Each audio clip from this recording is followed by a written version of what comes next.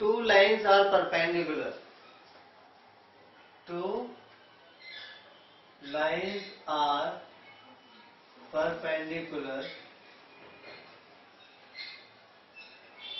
if दो line perpendicular होंगी अगर उनके स्लोप का प्रोडक्ट -1 आता है। तो अगर दो लाइन परपेंडिकुलर दी होंगी, ठीक है, तो m1 इंटू m2, m1 मतलब स्लोप ऑफ फर्स्ट लाइन, क्योंकि खाली एक लाइन की बात हो रही है तो m सिंबल यूज करेंगे। जब दो लाइन के स्लोप की बात हो रही है तो m2 यूज नहीं करेंगे। एक लाइन का स्लोप m1 और दूसरी लाइन का स्लोप m2। तो अगर दो लाइन परपेंडिकुलर है तो उनके स्लोप का प्रोडक्ट हमेशा -1 आता है। तो परपेंडिकुलर दी है तो ये रिजल्ट यूज कर सकते हैं। और अगर आपको दो लाइन को परपेंडिकुलर प्रूव करना है तो उनका अलग अलग स्लोप निकालो, उनको इंटू करो और क्या दिखाओ, -1। अगर ऐसा हुआ तो ये प्रूव रिजल्ट है कि अगर दो लाइन के स्लोप का प्रोडक्ट -1 आता है तो वो लाइन परपेंडिकुलर है। ठीक है। फोर्थ है two lines are parallel. Two lines are parallel.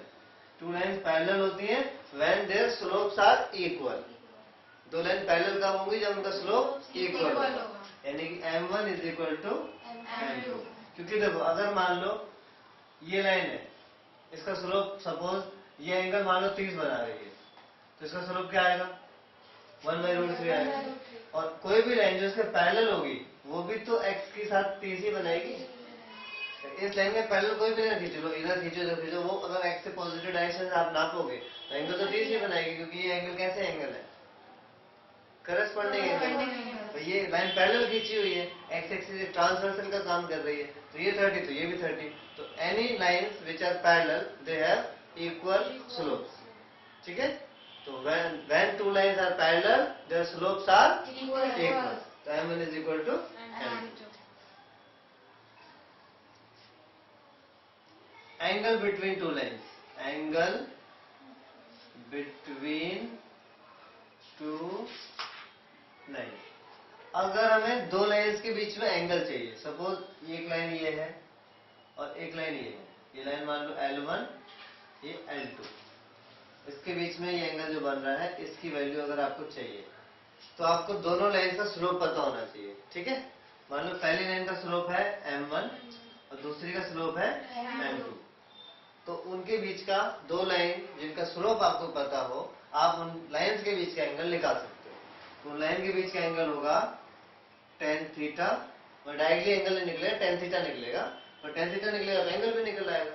मतलब tan थीटा फॉर्मूला ये है, absolute value of m2 minus m1 upon 1 plus m1 into m2। ये एब्सोल्यूट इसलिए लगा हुआ है क्योंकि जब एंगल बिटवीन टू लाइन बोला जा रहा है तो दोनों लाइन के बीच का एंगल क्या यही होगा। अगर मैं इस एंगल को बोलूं कि ये एंगल दोनों लाइन के बीच का है तो क्या मैं झूठ बोल रहा हूं, ये भी सही है।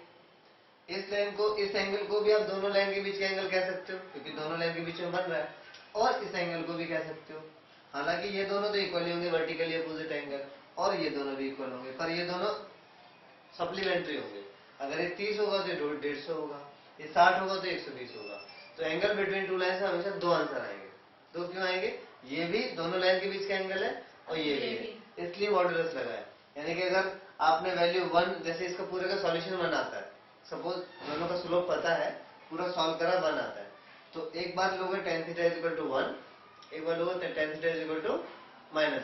एब्सोल्यूट मतलब प्लस माइनस दोनों लेने, तो 1 लेने से तो एंगल 45 हो गया, और -1 लेने से सेकंड क्वाड्रेंट में भेजेंगे तो 135 आएगा। ये डायरेक्ट कर सकते हैं, अगर एक 45 है दूसरा ऑब्वियसली सप्लीमेंट्री होगा तो 135। समझ में आ रहा है।